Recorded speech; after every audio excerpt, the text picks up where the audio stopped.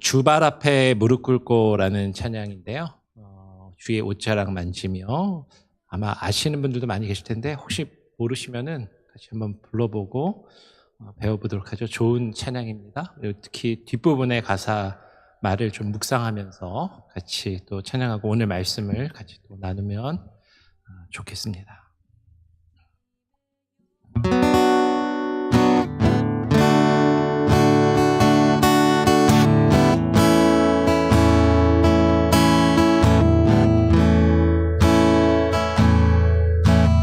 주발 앞에 무릎 꿇고 그 사랑에 담기네.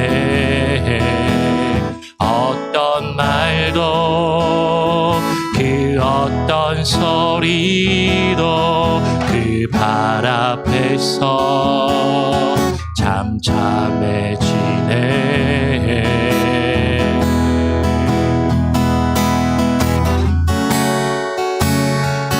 나의 사랑 그 발 앞에 앉아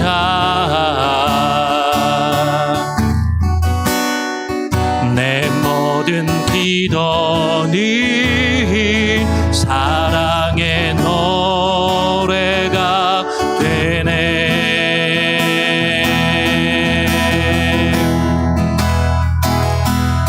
주의 옷자락 만지며 주의 두 발을 씻기며 주님 그 발에 입 맞추며 나의 왕관을 넣으리. 주의 옷자락 만지며 주의 두 발을 씻기며 주님 그 발에 입 맞추며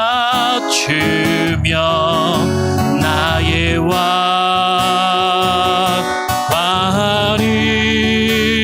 넣으리. 우리 다시 한번 처음부터 한번 더 찬양하죠. 주발 앞에 무릎 꿇고 주발 앞에 무릎 꿇고 그 사랑에 담기네. 어떤 말도 그 어떤 소리도 그 발 앞에서 잠잠해지네.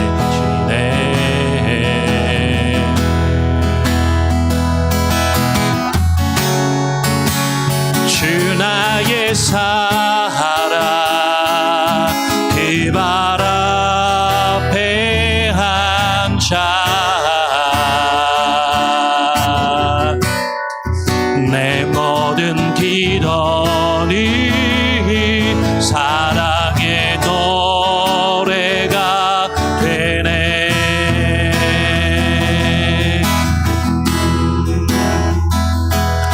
주의 옷자락 만지며 주의 두 발을 씻기며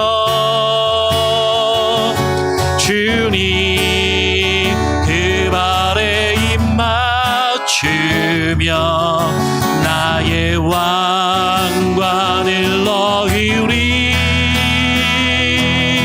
주의 옷자락 만지며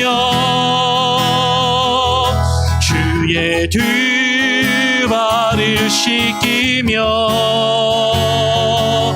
주님 그 발에 입 맞추며 나의 왕관을 넣으리. 주의 옷자락 주의 옷자락 만지며 주의 두 발을 만지며 주님 그 발에 입 맞추며 나의 왕관을 너희리 주의 옷자락 만지며 주의 두 발을 씻기며 주님 그 발에 입 맞추며 나의 왕관을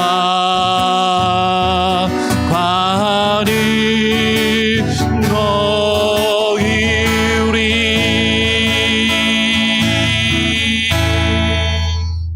아멘.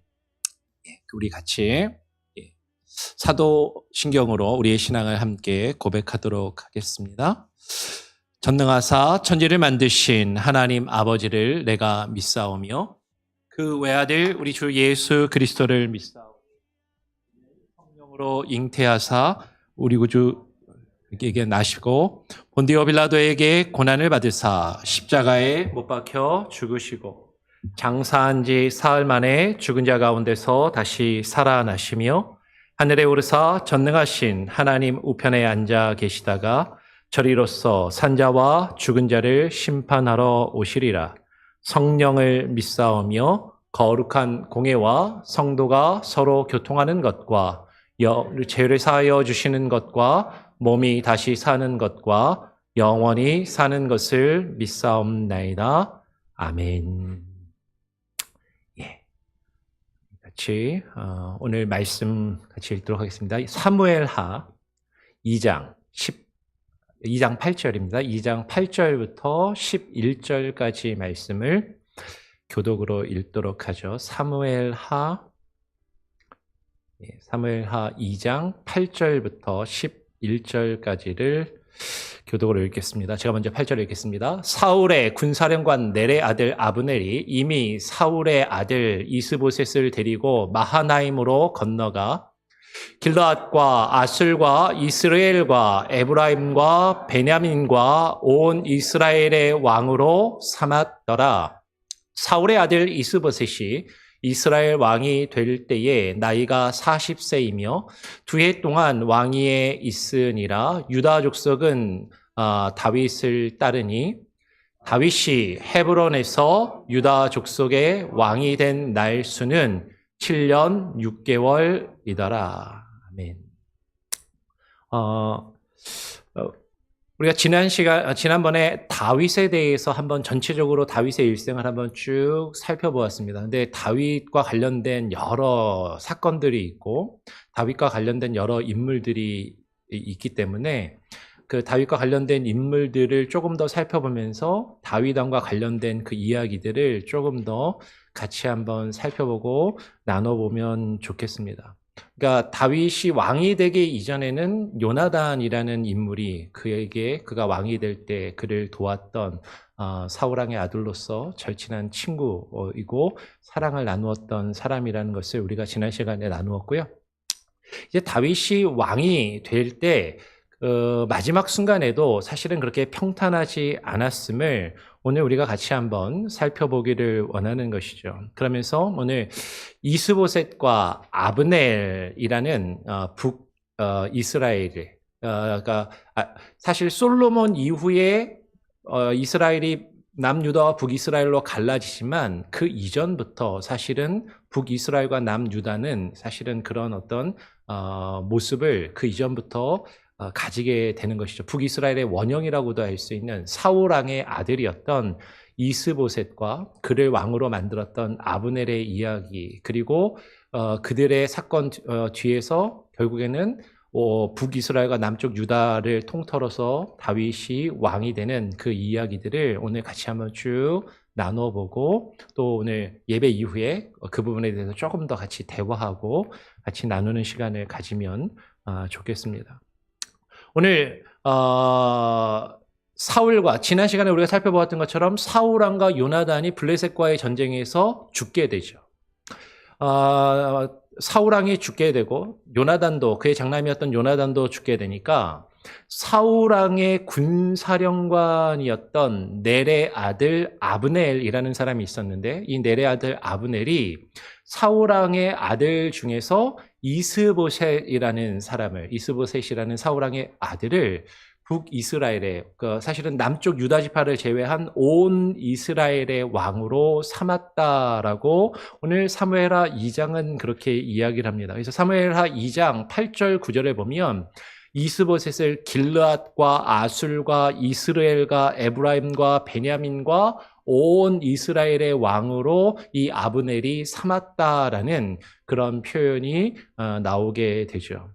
그리고 10절을 넘어가면 이렇게 이야기를 해요. 사울의 아들 이스보셋이 이스라엘 왕이 될 때에 나이가 40세이며 2해 동안 왕위에 있으니라. 유다 족속은 다윗을 따르니라고 그렇게 이야기를 하죠. 그리고 이어서 10절, 11절에 보면 유다 족속은 다윗을 따랐는데 다윗이 헤브론에서 북이스라엘, 온 이스라엘의 왕이 아니라 남쪽 유다의 왕으로만 지낸 날수가 7년 6개월이었다라고 성경은 우리에게 증거하고 있습니다. 그러니까 사울 왕이 죽은 다음에도, 그렇죠? 사울이 죽은 다음에도 다윗이 금방 왕이 된 것이 아니었다라는 것이죠. 그래서 사울 왕이 죽고 그의 아들 이스보셋이 지금 여기 사무엘하 2장 10절에 따르면 2년이라는 기간 동안 왕위의 자리에 오르게 되고, 그리고 다윗이 실제로 7년 6개월 동안 유다의 왕으로 다스렸다라는 것을 보면 그래도 한 5년 정도 갭이 있거든요. 그러니까 성경은 그것을 구체적으로 이야기하고 있지만 다윗이 실제 온 이스라엘의 왕이 될 때까지 생각보다 시간이 좀 필요했고 왕이 되는 그 과정이 쉽지 않았다라는 것을 우리가 유추해보고 생각해 볼 수 있는 거죠. 사울 왕이 죽은 다음에 넬의 아들 아브넷이 이스보셋을 온 이스라엘의 왕으로 삼게 되고, 그래서 그 아브넬과 이스보셋의 신복들, 그의 부하들과 다윗의 신복들 중에 수루야의 아들들이 대표적인 인물들인데, 이 수루야의 아들인 요압과 그 요압을 중심으로 한 다윗의 신복들과 그 다윗의 부하들이 서로 전쟁을 벌이는 사건이 사무엘하 2장에 기록되어 있습니다. 북이스라엘의 이스보셋의 부하들, 아브넬의 부하들과 다윗과 요압의 그 부하들이 전쟁을 벌이게 되는데, 2장 12절부터 17절까지 그 내용을 보게 되면 특별히 17절에 그 날에 싸움이 심히 맹렬하더니 아브넬과 이스라엘 사람들이 다윗의 신복들 앞에서 패하니라라고 이야기를 합니다. 이게 다윗 쪽이 승리를 한 것이죠. 북쪽 이스라엘 아브넬과 이스라엘 사람들이 다윗의 신복들 앞에서 패하여서 도망을 치게 됩니다. 이제 이 아브넬이 막 도망을 치니까 아까 이야기했던 수루야의 세 아들 중에서 18절부터 23절까지를 이어서 읽어보면 수루야의 세 아들 중에 아사헬이라는 아들이 있었는데, 그 아사헬이 아브넬을 계속해서 쫓아가죠. 그랬더니 아브넬이 쫓아오지 말아라. 너 쫓아오면 내가 그냥 안 두겠다. 계속 이렇게 이야기하는데 계속 쫓아가요. 그랬더니 네가 계속 쫓아오면 네 형 요압을 내가 어떻게 너를 해하면 네 형 요압을 어떻게 해보겠냐라고 막 그만 쫓아오라고 해도 아사헬이 계속해서 쫓아오니까 어떻게 하냐면 창으로 그냥 푹 찔러서 단번에 죽이게 됩니다. 그러니까 이 아브넬이 지금 전투에는 패해서 도망을 치고 있지만 이 아브넬도 싸움을 상당히 잘하는 용사였던 거죠. 그러니까는 아사헬이 그를 쫓아는 가지만 상대가 안 됐던 것 같아요. 그래서 이 아브넬에 의해서 이 아사헬이 죽임을 당하게 됩니다. 근데 이 사건이 왜 중요하냐면 이 일 때문에 사실은 자기 동생이 죽어서 누가 원한을 사게 돼요? 요압이 자신의 동생을 죽인 이 아브넬에 대해서 앙심을 품고 언젠가는 내가 반드시 복수하리라라는 그 마음을 가지게 되는 것이죠. 그리고 계속해서 2장 24절부터 29절까지를 읽어보면 요압과 아비새가 계속해서 아브넬의 뒤를 쫓아가서 기브온 땅에 이르기까지, 이스라엘 북쪽 지파의 땅 기브온 땅에 이를 때까지 계속해서 쫓아갔는데 해가 이제 지게 된 것이죠. 그랬더니 아브넬이 요압에게 소리를 쳐서 외쳐서 야 이제 그만 싸우자. 더 싸우다가 서로 양쪽의 피해가 너무 클 것이다 라고 제안을 하고 싸움을 멈추자라고 하고 요압도 이만하면 되었다 싶었는지 그래 여기까지만 하자 하고 쫓아가기를 멈추고 싸움을 멈추게 됩니다. 이 전투를 통해서 어떤 결과가 이루어졌냐면 30절, 31절에 보면 이렇게 이야기를 하죠. 요압이 아브넬 쫓기를 그치고 돌아와 무리를 다 모으니 다윗의 신복 중에 19명과 아사헬이 없어졌으나, 그러니까 다윗의 신복들 중에서 몇 명이 죽은 거예요? 19명이 죽고 그의 동생 아사헬이 죽어서 없어졌습니다. 그런데 31절에 다윗의 신복들이 베냐민과 아브넬에게 속한 자들을 쳐서 몇 명을 죽였냐면 360명을 죽였더라라고 이야기하는 거죠. 그러니까 19명, 아사엘까지 하면 20명이라고 하고 20명이 죽고 360명을 죽였으니까 대승을 거둔 것이죠. 그러니까 남쪽 유다가 다윗의 편이 큰 승리를 거두게 되었습니다. 그러면서 이제 다윗은 비록 남쪽 유다의 왕이었지만 힘을 가지고 계속해서 그 자리를 지키고 나중에 온 이스라엘의 왕이 될 때까지 그 시간을 계속 기다릴 수 있는 힘을 가지게 된 거죠.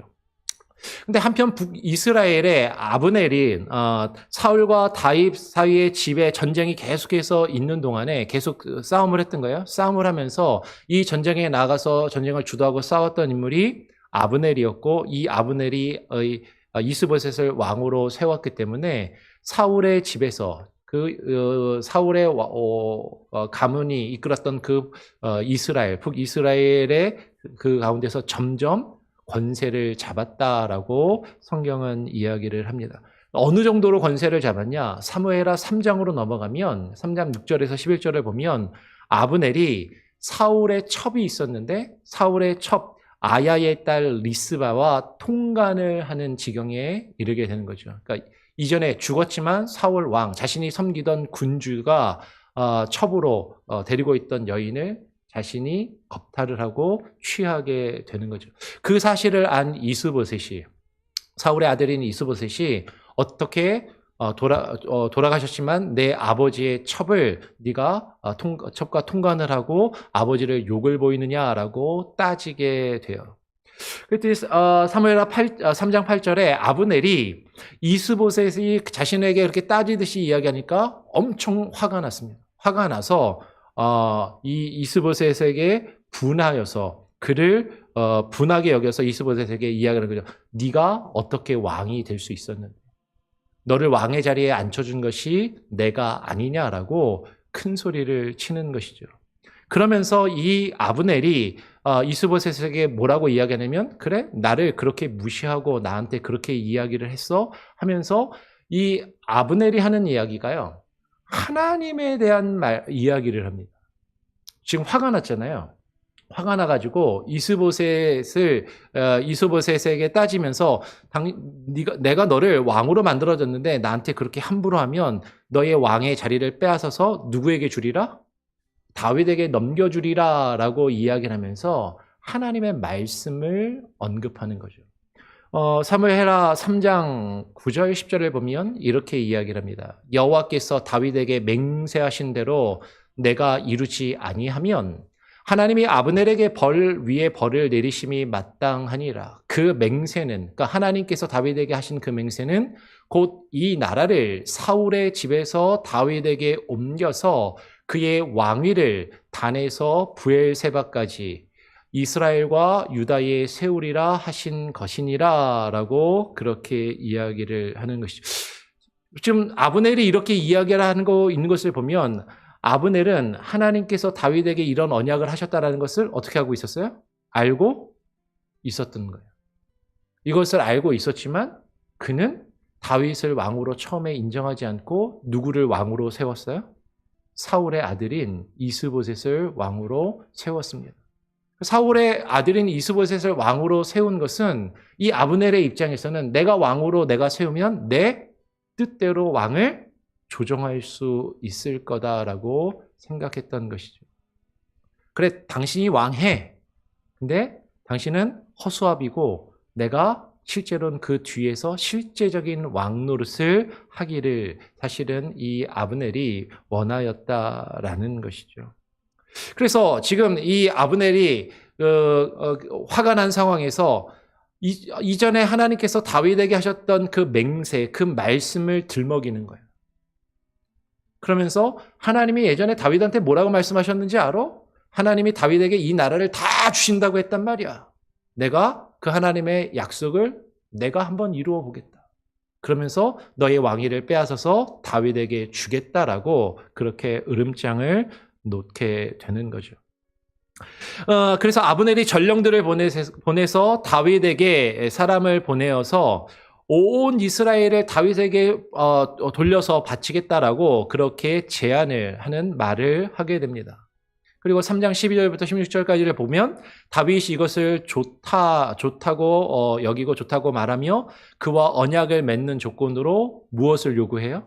그의 원래 첫 번째 아내였던 미갈을 자기에게 데리고 오라라고 이야기를 하죠. 우리가 자세하게 앞서서 살펴보진 않았지만 미갈이 이전에 사울 왕에게 다윗이 쫓길 때 사울 왕이 다윗에게 아내로 주었던 그의 딸 미갈을 다른 사람에게 아내로 주게 됩니다. 이 미갈에 대해서는 다음에 한번 조금 우리가 살펴보면 좋을 것 같아요.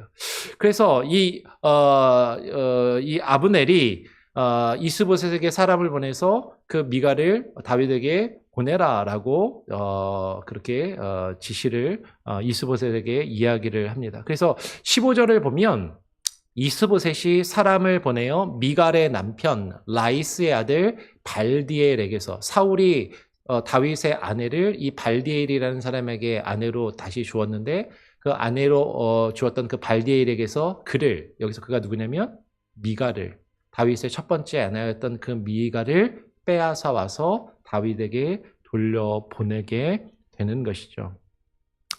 그리고 이제 아브넬이 이스라엘의 장로들을 다 모아서 이렇게 이야기를 합니다. 17절부터 21절까지를 보면 그들이 다윗을 임금으로 세우기를 구하였었으니까 지금 아브넬이 이스라엘의 장로들을 불러서 이렇게 이야기하죠. 너희가 여러 번 다윗을 너희의 임금으로 세우기를 구하였으니 이제 그대로 하라. 여호와께서 이미 다윗에게 대하여 말씀하시기를 내가 내 종 다윗의 손으로 내 백성 이스라엘을 구원하여 블레셋 사람의 손과 모든 대적의 손에서 벗어나게 하리라 하셨음이니라 라고 그렇게 이야기를 하죠. 이 아브넬은요, 지금 이스보셋이 자신을 인정하고 대우해주지 않으니까 화가 나가지고 그 왕의 자리를 누구에게 지금 넘기려 하고 있어요? 다윗에게 넘기려 하는 거죠. 그런데 그 다윗에게 그것을 넘기면서 명분을 무엇을 삼냐면 백성들이 다 원했어. 너희들 전에도 요구했었지. 그래? 그럼 너희들 원하는 대로 이제 그대로 하라라고 이야기를 합니다. 그러니까 전에도 백성들이 여러 번 그렇게 요구를 하고 다윗을 왕으로 섬기면 어떻겠냐라고 했는데 그렇게 하지 않았었단 말이에요. 왜냐하면 이스보셋을 허수아비 왕으로 세우고 자기가 왕 노릇하고 싶었는데 이스보셋이 생각보다 자기 말을 잘 듣지 않으니까 지금 화가 나서 다윗에게 그 왕의 자리를 넘기겠다라고 이야기를 하고 있는 것이죠. 그러면서 여호와의 말씀을 지금 들먹이는 거죠. 여호와께서 이미 다윗에게 대하여 말씀하시기를 내가 내 종 다윗의 손으로 내 백성 이스라엘을 구원하여 블레셋 사람의 손과 모든 대적의 손에서 벗어나게 하리라라고 하나님이 말씀하셨음이라. 그러면 하나님께서 다윗에게 이런 약속을 실제로 하셨습니다. 그렇죠? 하나님이 하신 말씀이에요. 그러니까 지금 아브넬이 하는 말 그 자체는 결코 틀린 말이 아니다라는 거죠. 맞는 말이고 하나님이 하신 그 실제 하나님의 말씀을 지금 이야기하고 있다라는 거예요. 그런데 문제는 뭐냐면 하나님이 하신 말씀이긴 한데 그 하나님이 하신 말씀을 자신이 하고자 하는 일에 정당성을 부여하고 자신이 하는 것을 지금 인정받기 위해서 하나님의 말씀을 끌어다가 사용하고 있다라는 것이죠. 여러분 이것은 한번 우리가 진지하게 생각해보고 고민해볼 필요가 있는 것이죠. 많은 사람들이요 하나님의 이름을 들먹이고 하나님의 말씀을 이야기합니다. 근데 그 하나님의 말씀을 이야기하는 것이 내가 하고자 하는 것을 자신의 뜻에 따라서, 자신의 감정에 따라서, 자신의 이득을 취하기 위해서 하나님의 말씀을 도구로 사용하는, 자신의 이익의 수단으로 사용하는 그런 자들이 있다라는 것이죠. 여러분, 오늘날 신앙생활하는 우리들에게도 마찬가지예요. 우리가 교회를 다니고 신앙생활을 하면서 하나님의 이름을 내걸고 하나님의 이름으로, 하나님의 뜻으로 성경 말씀도 언급합니다. 성경도 막 이야기하고. 그러면서 하나님의 말씀에 이랬어. 하나님이 이렇게 이야기하셨어. 그래서 이렇게 하는 것이 옳아라고 이야기를 하는데, 그런데 실제로 그 마음의 중심에는, 우리가 지난 시간에도 살펴봤지만 하나님은 마음의 중심을 보시는데, 그 마음의 중심에는 정말로 하나님을 경외하며 하나님의 뜻을 이루고자 하는 마음이 아니라 자신의 욕심과 자신의 뜻을 이루기 위하여서, 내 감정과 기분에 따라서 내가 하고자 하는 그 일에 의미를 부여하고 정당성을 부여하는데 하나님의 이름과 하나님의 말씀을 사용하는 그런 잘못된 모습을 가지고 있는 경우가 있다라는 것이죠. 그렇게 아브넬이 이스라엘 장로들에게 하나님의 말씀을 들먹이면서 다윗에게 우리가 가자라고 하면서 이제 그 이스라엘의 장로들을 설득하고 아브넬이 다윗이 있는 헤브론에 이르게 됩니다. 그랬더니 다윗은 아브넬을 위하여서 어떻게 해요? 잔치를 베풀고 아브넬과 다윗이 언약을 맺게 되죠. 이쯤 되면 우리는 이런 생각을 할지도 몰라요. 아니, 다윗이 아브넬이 어떤 마음으로 왔는지 몰랐을까? 아브넬이 어떤 사람인지 몰랐을까? 사울왕이 죽었을 때 다윗을 인정하고 왕으로 받든지 않고 다윗과 대항해서 이스보셋을 왕으로 세우고, 그리고 계속해서 유다와 다윗과 그 부하들과 계속해서 싸우며 전쟁을 일으킨 그 아브넬이 어떤 마음으로 왔을까? 근데 왜 다윗은 그를 받아들이고 그와 화친을 하고 언약을 맺었는가를 한번 궁금하게, 이상하게 생각할 수도 있을지 몰라요. 그런 사람이면 그런 사람하고는 언약을 안 맺어야 될 것 같은데. 근데 여러분, 제가 목사가 돼서 이렇게 사역을 하다 보니까요, 그게 뻔히 보여도 저 사람이 참 안 좋은 마음으로 교회를 다니고 교회를 와도 그 사람을 교회 밖으로 내몰기는 쉽지 않은 것이죠.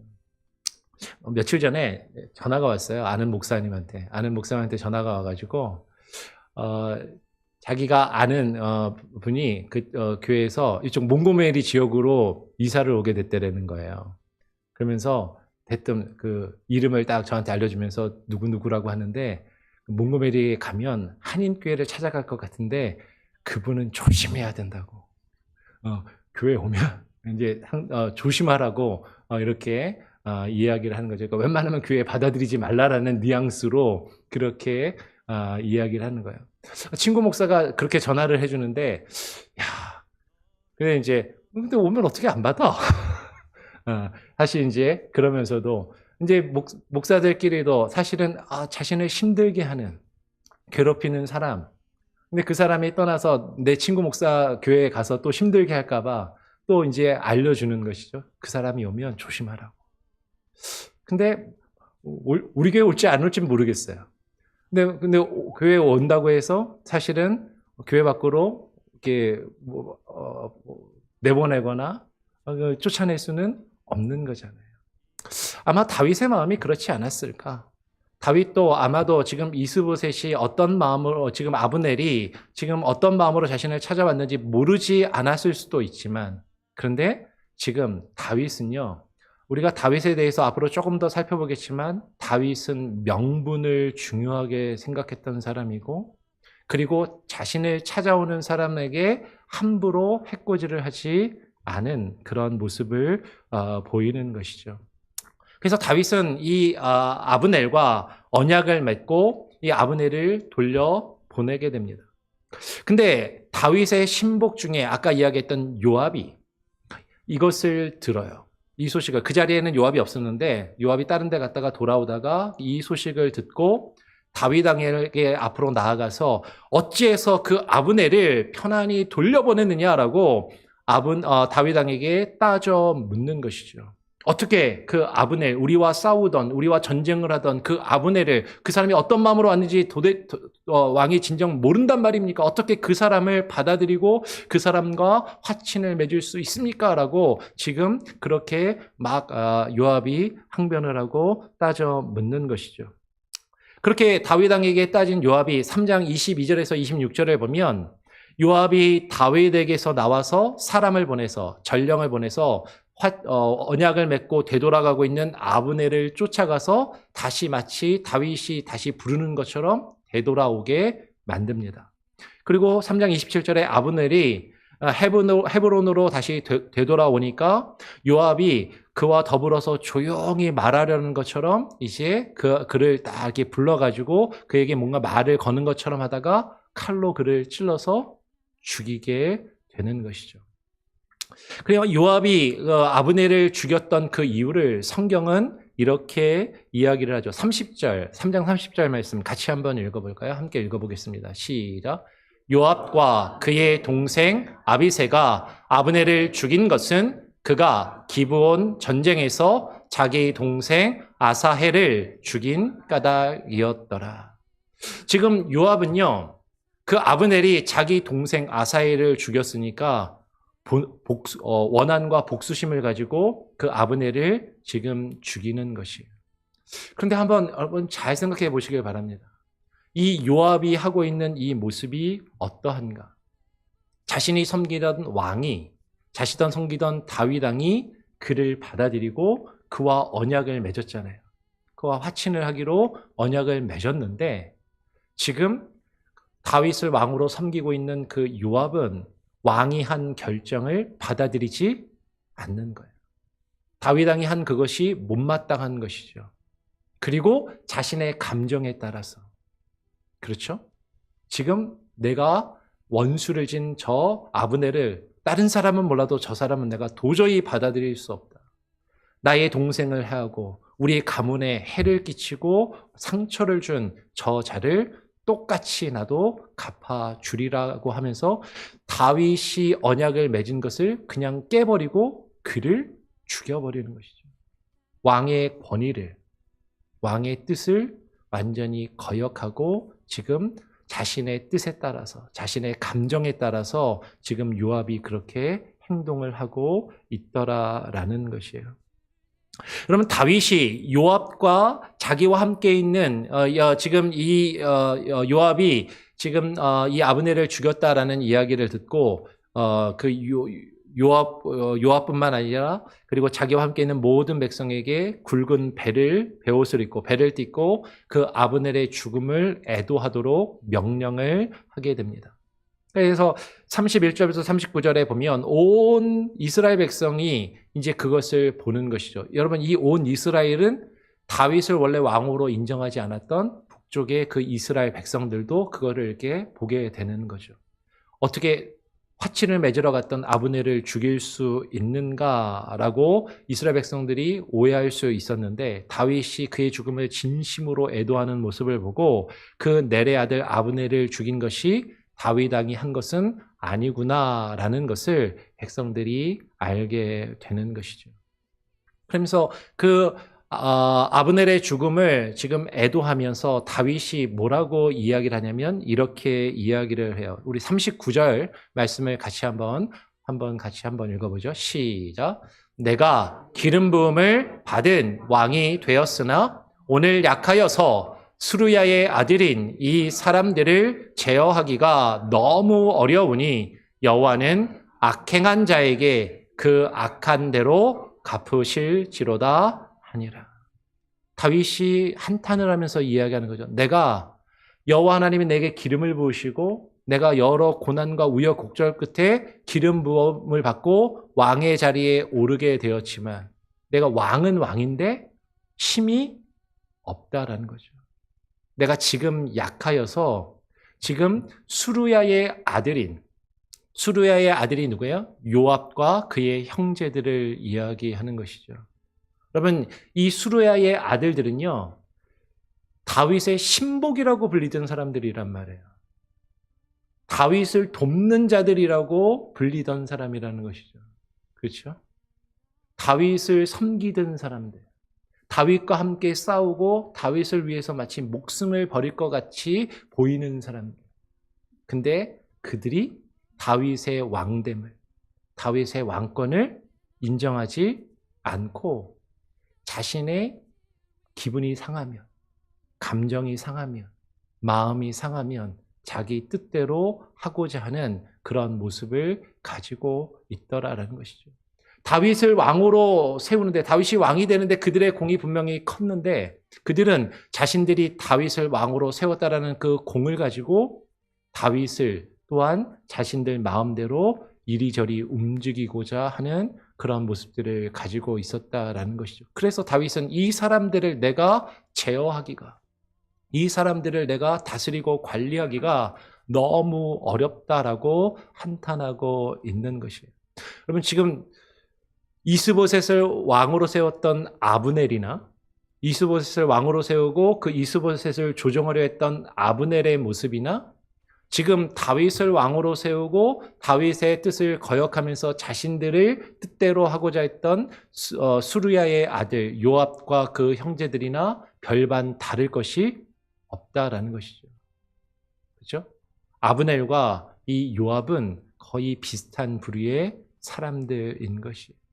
어떻게 보면 아브넬이 다윗에게 그 온 이스라엘을 넘기겠다라고 이야기한 것도, 내가 당신에게 온 이스라엘을 넘겼으니까 당신은 내 뜻을 따라야 된다, 내 말을 들어야 된다라고 그 권리를 주장하기 위한 것이었을 것일지 모르고, 근데 요압은 사실은요, 동생을 죽여서 거기에 원한을 갚고자 하는 것이 하나의 명분일 수도 있지만 사실 또 다른 속내는 뭐겠어요? 아브넬이 온 이스라엘을 다윗에게 갖다 바치면 자신의 힘이 약해지잖아요. 다윗에 대한 자신의 영향력이 약해지잖아요. 그것을 원하지 않고 자신의 정적이 될 수 있는 아브넬을 지금 죽인 것으로 볼 수 있다라는 것이죠. 여러분, 이건 상당히 중요한 의미가 있습니다. 여러분, 교회에서도요, 목사를 가장 힘들게 하는 사람들이 어떤 사람이냐면, 교회에서 열심히 일하시는 분들이 힘들게 할 때가 종종 있어요. 우리 교회는 그렇지 않지만 다른 교회들을 보면, 큰 교회들을 보면 교회의 장로들, 교회에서 열심히 일하는 사람들, 교회를 개척한 개척 멤버들, 내가 교회를 세우는데 공이 있고 내가 헌금도 많이 하고 내가 교회에 뭔가 지분이 있다라고 생각하는 사람들이 사실 자신의 목소리를 높이고 공동체를 이끌어가는 지도자를 자신의 뜻대로 좌지우지하려는 그런 모습들을 가지고 있는 경우가 종종 있더라라는 것이죠. 그런데 그런 사람들이 어떻게 해요? 자신이 자신의 뜻을 이루고자 할 때 하나님의 이름을 들먹이는 거예요. 하나님의 말씀을 내세웁니다. 하나님의 말씀을 인용하고 이야기하면서 자신이 명분이 있고 자신이 그럴듯한 뜻을 가지고 자신이 하고 있는 그 행위가 옳다라고 그것을 내세우며 사람들에게 인정을 받으려 하지만 그 마음의 중심에는 하나님의 이름을 이야기하고 하나님의 말씀을 이야기하지만 그것은 수단이고 도구일 뿐이고 결국에는 자신의 욕심과 자신의 뜻을 자신의 감정에 따라 이루고자 하는 그런 모습이 있는 경우가 많이 있더라라는 것이죠.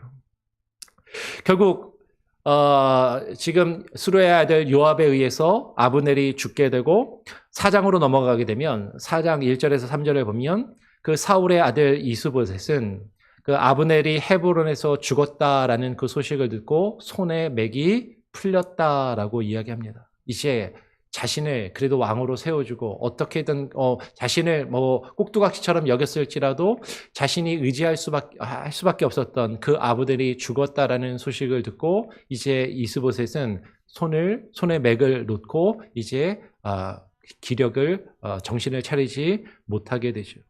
그리고 4장 2절을 보면 이스보셋에게 그 아브넬 말고 또 다른 군 지휘관 두 사람이 있었는데 한 사람의 이름은 바하나요, 한 사람의 이름은 레갑이라는 사람이 있었습니다.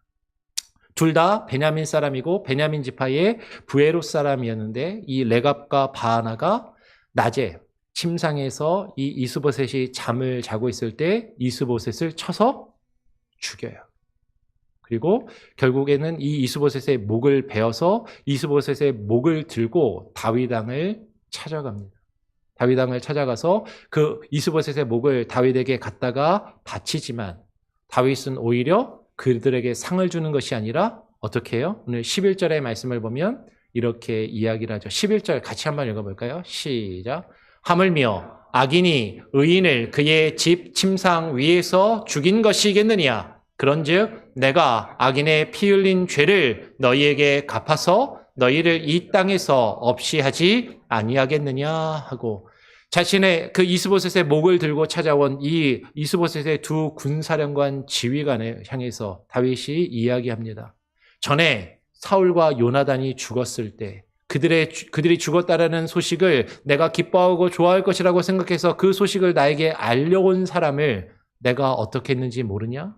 그들을 그때도 쳐서 죽였는데 지금 아무런 잘못 없이 그냥 죽임을 당한 여기서 참 재미있는 표현을 했습니다. 악인은 지금 이스보셋을 죽인 그 이스보셋의 부하 군사령관 두 명을 이야기하는 것이고 악인이 의인을 그의 침상 위에서 죽인 것이겠느냐. 지금 죽임을 당한 이스보셋을 의인이라고 표현하고 있죠. 여기서 의인이라는 것은 정말 하나님 앞에 의로운 자라는 그런 뜻이기보다는 죄 없는 사람을. 그렇죠? 이스보셋은 사실은 아브넬이 자신을 왕으로 세워서 그냥 허수아비처럼 꼭두각시 노릇을 한 죄밖에 없죠. 근데 결국에는 이스라엘의 거짓된 왕 노릇을 하다가 이런 처참한 죽음을 맞이하게 됩니다. 여러분, 우린 이 이스보셋과 아브넬의 교훈을 통해서 몇 가지를 생각해 볼 수 있죠. 다윗이 왕이 되는 그 과정이 결코 평탄하지 않고 우여곡절이 마지막 순간까지 있었다라는 것.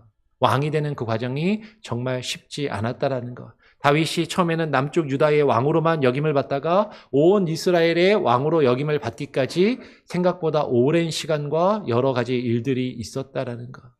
그 과정 가운데 그 권력을 둔 사람들의 다툼이 있었고 거기에는 북이스라엘의 이스보셋의 부하인 아브넬과 또 다윗에게는 요압과 같은 충신이라 불리우는 그죠? 신복이라 불리우는 다윗에게 충성을 다하는 사람이라 불렸던 그들이 오히려 자신이 섬기던 왕을 배반하고 자신이 왕이 아니지만 마치 왕 노릇을 하려고 했던 그런 잘못된 모습들을 가지고 있었던 것을 우리는 보게 되는 것이죠.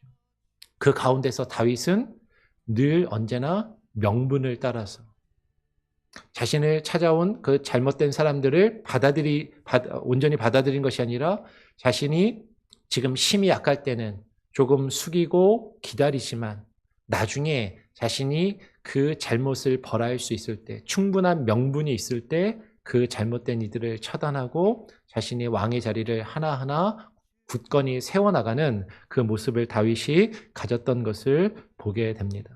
여러분, 이것을 통해서 우리는 한 번 더 영적인 교훈을 하나 갖기를 원해요. 그러면 어쩌면 우리는 스스로 왕이 아니면서도 왕이 되고자 하는 왕의 자리에 오르고자 하는 그런 악한 마음을 가지고 있는 그런 사람들, 악인의 생각과 습성을 가지고 있을 수 있다라는 것이죠. 여러분, 정말로 우리의 왕 되시는 분이 누구예요? 예수 그리스도. 근데 그분이 나의 왕이라고 이야기하지만, 그분을 나의 왕으로 삼았다라고 이야기하지만, 근데 그분, 나의 왕이 나에게 명령하시고 나에게 뜻하시고 행하시는 그 일을 우리는 온전히 받아들이지 않고 주님의 뜻이 나의 생각과 다를 때, 주님의 뜻이 내가 원하고 기대하는 것과 다를 때, 주님의 뜻이 나의 감정을 상하게 하고 나의 자존심을 상하게 한다라고 생각할 때 우리는 그것을 인정하지 않고 그것을 거역하며 내가 스스로 왕노릇하려고 하지는 아니하는가. 그러한 우리의 죄악된 모습은 없는가? 그것을 한번 되돌아보고 정말로 우리의 삶의 왕의 자리를 주님께 온전히 내어드리고 주님이 나의 왕 되심을 온전히 인정하며 그분의 뜻을 따라 순종하여 나아갈 수 있는 저와 여러분이 될 수 있기를 간절히 소원하고 축원합니다. 아멘. 예, 오늘 함께 나눈 말씀들을 좀 기억하시고요. 이따가 또 예배 마치고 오늘 나눴던 내용들을 중에서 또 같이 또 Q&A 시간을 갖고 대화하는 시간을 가지면 좋을 것 같습니다. 우리 같이 다시 한번 찬양해 보죠. 아까 불렀던 찬양을 한 번 더 찬양하고 기도하는 시간을 갖도록 하겠습니다.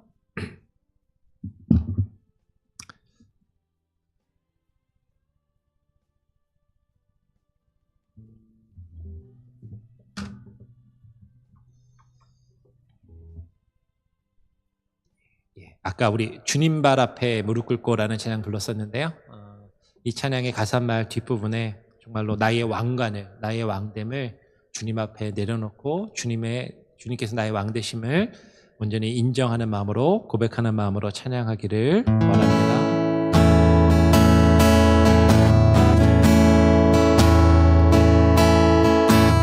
주 발 앞에 무릎 꿇고 그 사랑에 남기네. 어떤 말도 그 어떤 소리도 그 발 앞에서 잠잠해지네.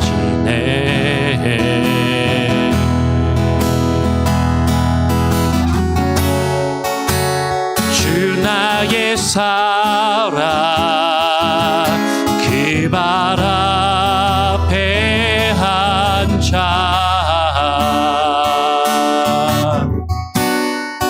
내 모든 기도는 사랑의 노래가 되네.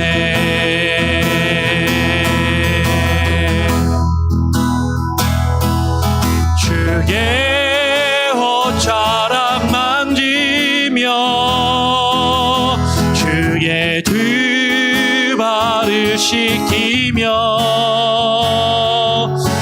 주님 그 발에 입 맞추며 나의 왕관을 넣으리. 주의 옷자락 만지며 주의 두 발을 씻기며 주님 그 발에 입 맞추며 나의 왕관을 넣으리. 우리 한 번 더 찬양합니다. 주 발 앞에 무릎 꿇고 주 발 앞에 무릎 꿇고 그 사랑에 남기네. 어떤 말도 그 어떤 소리도 그 발 앞에서 잠잠해지네.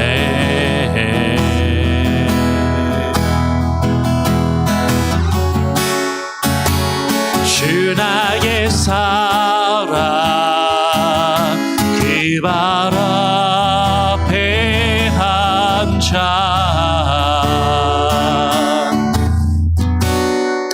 내 모든 기도는 사랑의 노래가 되네. 주의 옷자락 만지며 주의 두 발을 씻기며 주님 그 발에 입 맞추며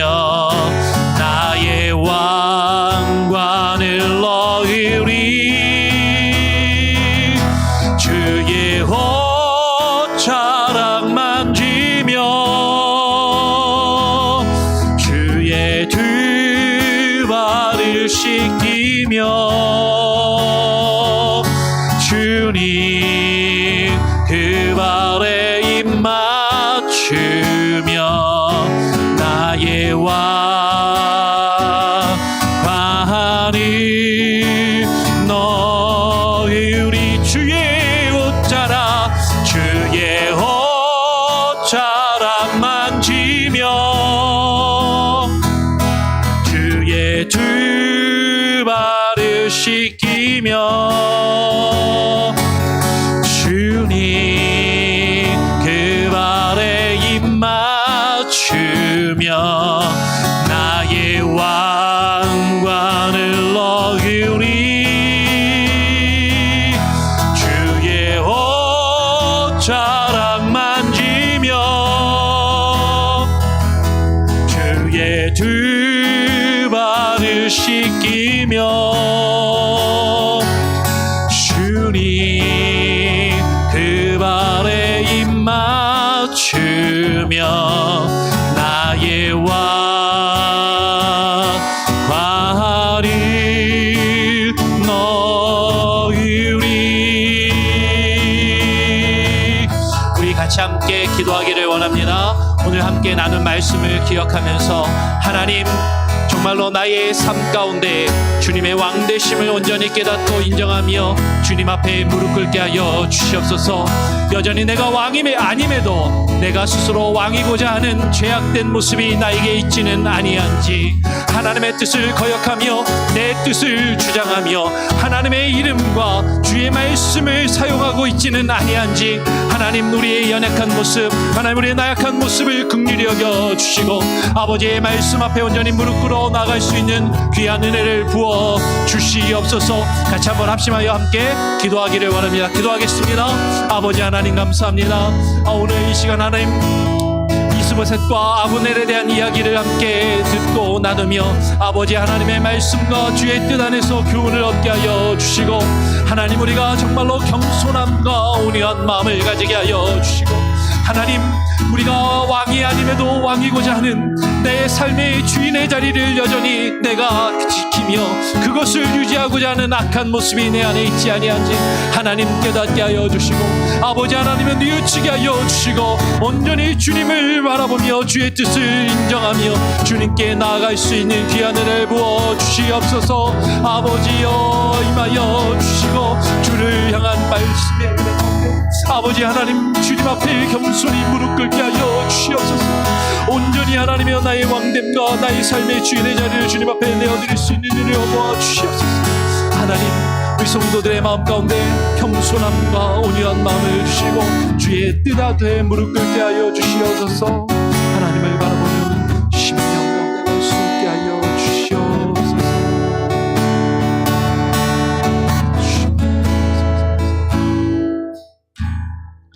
하나님 아버지 감사합니다. 오늘 또 우리가 수요 예배로 모여서 인물의 성경의 인물들을 나누며 그들의 삶의 모습을 바라보며 그들의 연약함과 죄악된 모습을 통하여 또한 우리의 연약함과 나약함을 깨달아 알 수 있는 귀한 은혜가 있게 하여 주시옵소서.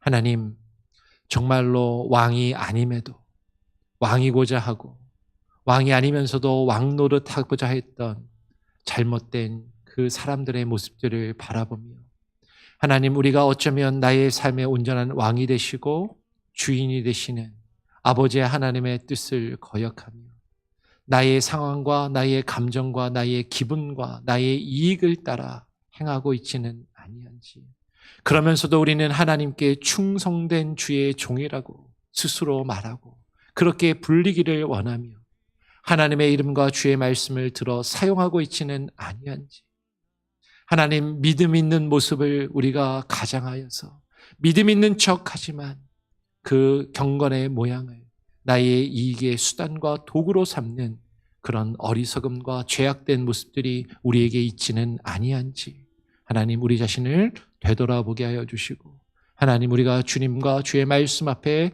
겸손히 무릎 꿇게 하여 주시며 주님의 왕되심을 온전히 인정하여 나아가는 주님의 귀한 자녀들, 주의 종이 참된 종이 되게 하여 주시옵소서.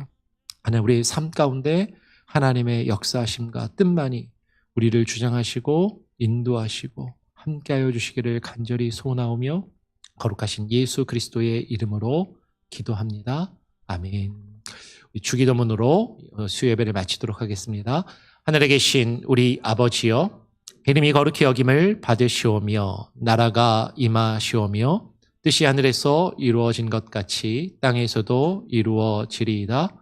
오늘 우리에게 일용할 양식을 주옵시고 우리가 우리에게 죄 지은 자를 사하여 준 것 같이 우리 죄를 사하여 주옵시고 우리를 시험에 들게 하지 마옵시고 다만 악에서 구하옵소서. 내게 나라와 권세와 영광이 아버지께 영원히 있사옵나이다. 아멘.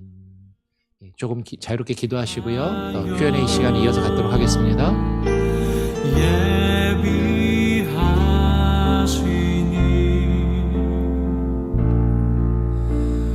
감사